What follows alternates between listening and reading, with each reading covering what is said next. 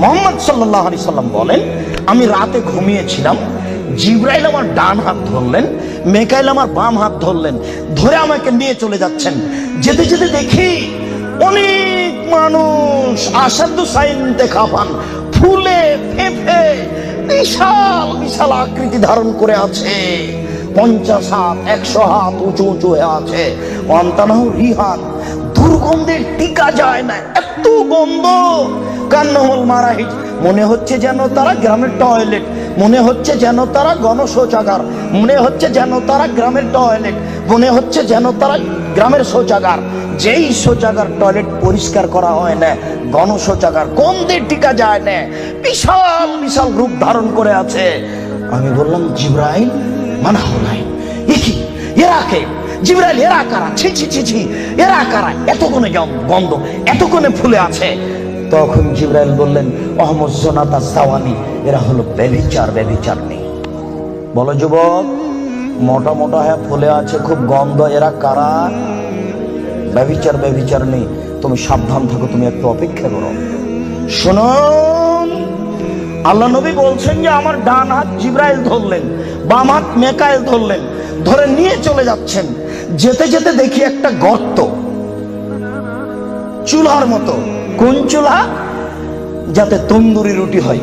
তন্দুরি রুটি চুলা দেখেছেন?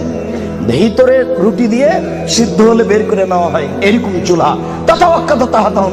তার ভিতরে দেখি ধাঁধা ধাঁধা ধাঁধা করে আগুন জ্বলছে। হয় যে ইরতাফাও তিরতাফাও, আগুন যখন জোরে জ্বলে উঠছে তখন ওর ভিতরে যা কিছু আছে সব উপরে চলে যাচ্ছে।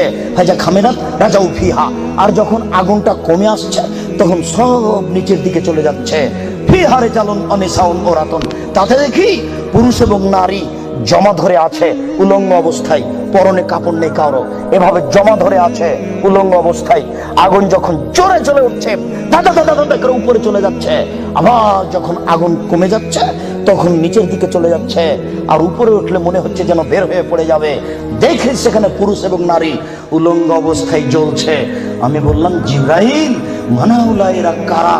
তখন জিবরাইল বললেন, আহমদ জনাত, তারা হলো ব্যভিচার, ব্যভিচার নেই। আল্লাহ নবী বলেছেন, যেসব মহিলারা জেনায় লিপ্ত হবে ওদের লজ্জা স্থানের গন্ধে জাহান্নামীরা জাহান্নামে টিকতে পারবে না।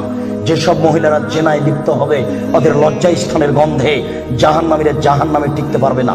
যেসব মহিলারা জেনায় লিপ্ত হবে ওদের লজ্জা স্থানের গন্ধে জাহান্নামীরা জাহান্নামে টিকতে পারবে না।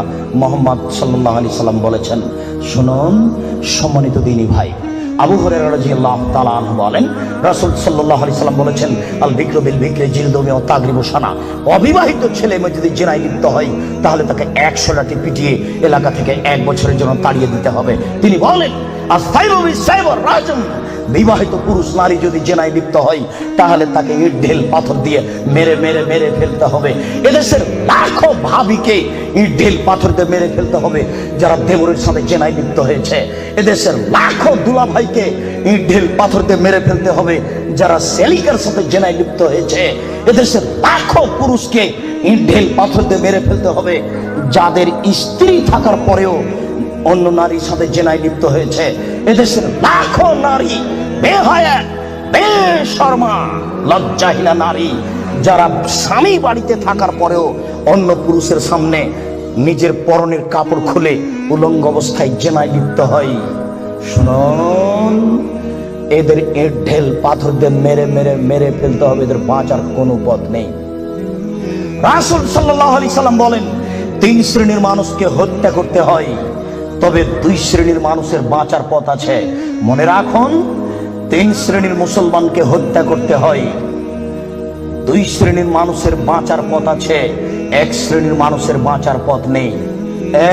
এক, কেউ যদি বলে আমি কোরআন মানি না তাহলে তাকে হত্যা করতে হবে। কেউ যদি বলে গাভীর দুধ হারাম তাহলে তাকে হত্যা করতে হবে। কেউ যদি বলে মদ হালাল তাহলে তাকে হত্যা করতে হবে। সরকারের পক্ষ থেকে গলায় ফাঁস দেওয়া হয়েছে, ফাঁস টান টান। তখন বলছে বলেছে আমার ভুল হয়েছে, আমি কথা ফিরিয়ে নিলাম, তাহলে তাকে আর ফাঁসি দিতে হবে না, নামিয়ে নিতে হবে, বেঁচে গেল। পাপ করেছিল হত্যার যোগ্য। আমি বুঝাতে পারলাম না মনে হয়। 2, কেউ যদি কাউকে হত্যা করে তাহলে তাকে হত্যা করতে হবে, এর নাম কিসাস। এই ছেলে, তোমার দাদার বয়স 90 বছর, তাহাজ্জুদ পড়ে ফজরের টাইমে বের হচ্ছিল মসজিদে নামাজ পড়তে যাবে। কালকে তোমার দাদাকে একটা ছেলে গালি দিয়েছে, তাহাজ্জুদ পড়তে বের হওয়ার সময় দেখো ওই ছেলেটা, তোমার দাদা এক থাপ্পড় দিতে ছেলেটা মারা গেছে। এখন তোমার দাদাকে কেসাস স্বরূপ ফাঁসি দিতে হবে সরকারের পক্ষ থেকে, তবে তোমার দাদার বাঁচার পথ আছে। ওই ছেলেটার বাপ মা যদি বলে আচ্ছা যাক আমাদের ছেলেকে মেরেছে আমরা মারবো না, তাহলে তোমার দাদা বেঁচে গেলেন। কথা কি বুঝাতে পেরেছি? 3 রাজুলুন জানা বাদা হেসানিন, কে যদি বিবাহ করার পরে জেনায় লিপ্ত হয় তাহলে তাকে হত্যা করতে হবে, তার বাঁচার কোনো পথ নেই। কেউ যদি বিবাহ করার পরে জেনায় লিপ্ত হয় তাহলে তাকে হত্যা করতে হবে, তার বাঁচার পথ নেই। একটু জাতের মানতুন মিন গামে দিয়ে গামের সম্প্রদায়ের একজন মহিলা আসলো আল্লাহ রাসূলের দরবারে, এসে বলছে তাহিরনি ইয়া রাসূলুল্লাহ, হে আল্লাহ রাসূল আপনি আমাকে পবিত্র করুন। তখন আল্লাহ রাসূল বললেন ইরজি, বাড়ি তুমি ফিরে যাও, আস্তাগফিরুল্লাহ, আল্লাহর নিকটে ক্ষমা চাও, ও তুমি ইলাইহি, তুমি তওবা করো, তোমার পাপ ক্ষমা হয়ে যাবে। তখন মহিলাটি বলছে হ্যাঁ তুরাদ্দাদুনি কামারা দাদ্দা মাইজুল মালিক, আপনি মাইজুল মালিকের বিচার না করে বারবার ফিরিয়ে দিয়েছিলেন, আপনি কি আমাকে সেইভাবে ফিরিয়ে দিতে চাচ্ছেন? আমার পেট উঁচু হয়েছে, অবৈধ সন্তানে আমার পেটে অবৈধ সন্তান রয়েছে, দয়া করে আপনি আমাকে ফিরিয়ে দিন না, আমার বিচার করে দেন। তখন আল্লাহ রাসূল বললেন আচ্ছা ঠিক আছে, ইরজিই হাত্তা তালিদি, তুমি বাড়ি চলে যাও, যেদিন তোমার বাচ্চা হবে সেদিন আসিও, বিচার করে দেব।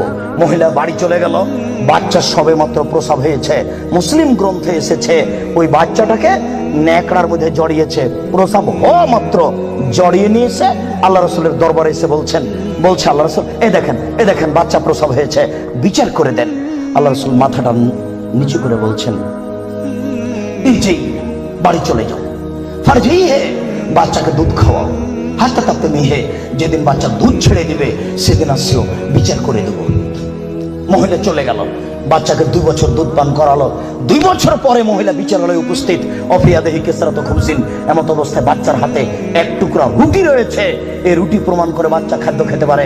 ওয়াসাদাহু বেয়াদের রাজুলিন মিনাল মুসলিমিনা, আল্লাহ রাসূল ওই ছেলেটাকে একজন মুসলমানের হাতে সমর্পণ করলেন, বললেন যাও তুমি এই ছেলেটাকে লালন পালন করো।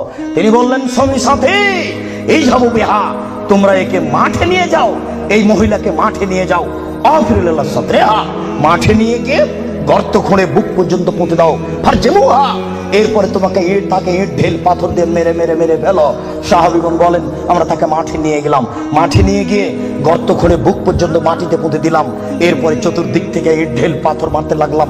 খালিদ বিন ওয়ালিদ বলেন একটা পাথর আমি নিয়ে তার মুখের উপরে মারলাম, ফাতারা জাহাদাম, আল্লাহ আছে খালিদ, পাথরটা মুখে লেগে মুখ ফেটে রক্ত ছিটে খালিদের গায়ে লাগলো। খালিদ গালি দিয়ে বলছিলেন ছি, একজন জেনাকারিনী মহিলার গায়ের রক্ত আমার গায়ে লাগলো, এরকম কিছু হবে?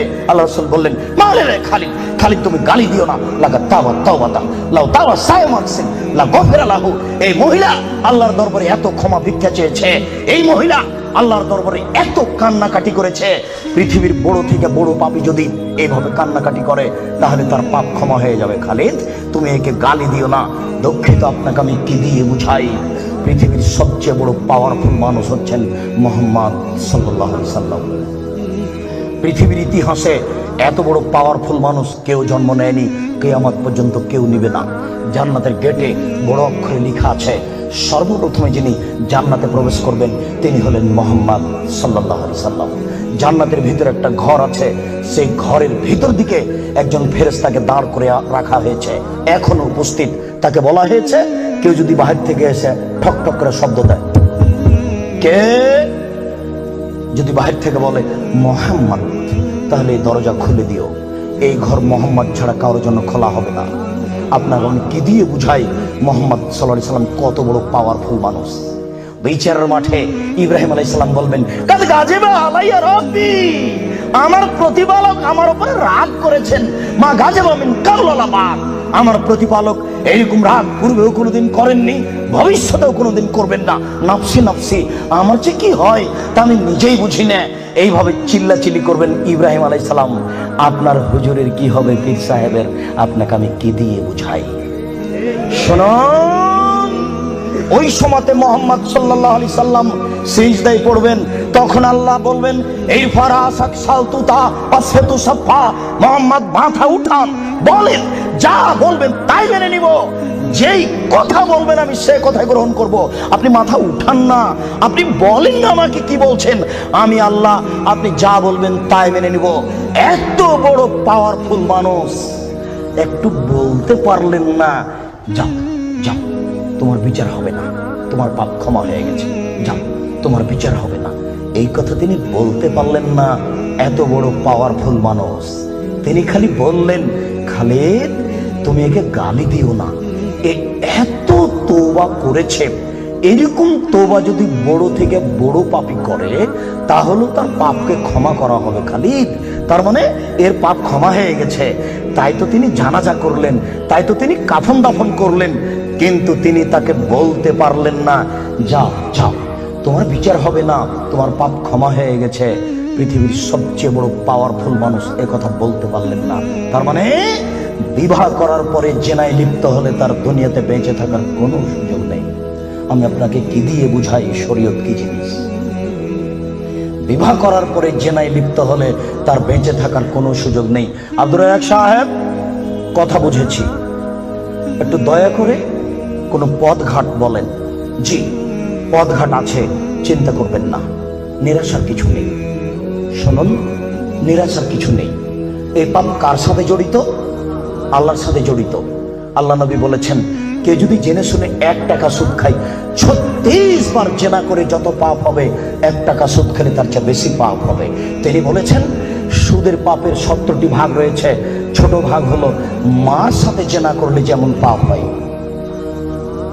সুদ যত বড়ই পাপ হোক না কেন, সুদের পাপ কার সাথে জড়িত? আল্লাহর সাথে জড়িত। জেনার পাপ কার সাথে জড়িত? আল্লাহর সাথে জড়িত। যুবক তুমি নিরাশা হবে না, নিরাশার কিছু নেই।